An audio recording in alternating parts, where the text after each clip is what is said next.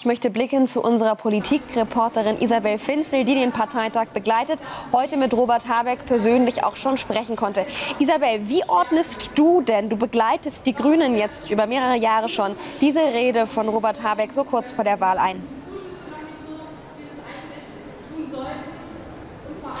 Das war natürlich auch eine Wahlkampfrede von Robert Habeck, Dorothea, ganz klar. Und ich glaube, was noch mal spürbar wurde, ist auch die Empörung der Grünen über die Union und den Plänen, jetzt Anträge in den Bundestag einzubringen zum Thema Migration und dabei notfalls auch die Stimmen der AfD zu akzeptieren. Also da große Empörung bei den Grünen darüber. Und das war es eben auch, was die Parteibasis zumindest hier hören wollte von ihrem Kanzlerkandidaten Robert Habeck. Da gab es eben auch immer wieder Applaus. Robert Habeck hat der Union vorgeworfen, das Ganze sei alles andere als harmlos. Er hat der Union Geschichtsvergessenheit vorgeworfen und sie auch aufgefordert, das Ganze zu korrigieren, schnellstmöglich, wenn man das Ganze denn korrigieren wollte. Und zuvor hatte Robert Habeck auch Friedrich Merz aufgefordert, sein Wort nicht zu brechen, nicht mit der AfD zusammenzuarbeiten. Aber genau das sagt ja die Union, tue sie nicht mit diesen Anträgen. Sie habe weder mit der AfD verhandelt, noch sich das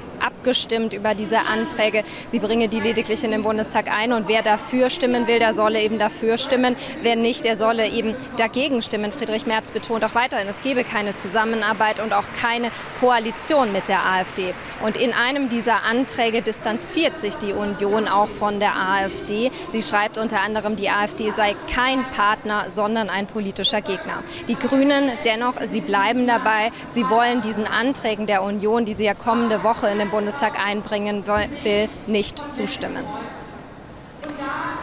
Isabel, du konntest ja mit Robert Habeck vorhin auch noch mal persönlich sprechen. Wie schätzt du das denn ein? Die Migrationspolitik bewegt die Menschen sehr stark. Du sagst, die Grünen werden hier nicht für den Antrag stimmen und gehen auch stark auf die CDU los.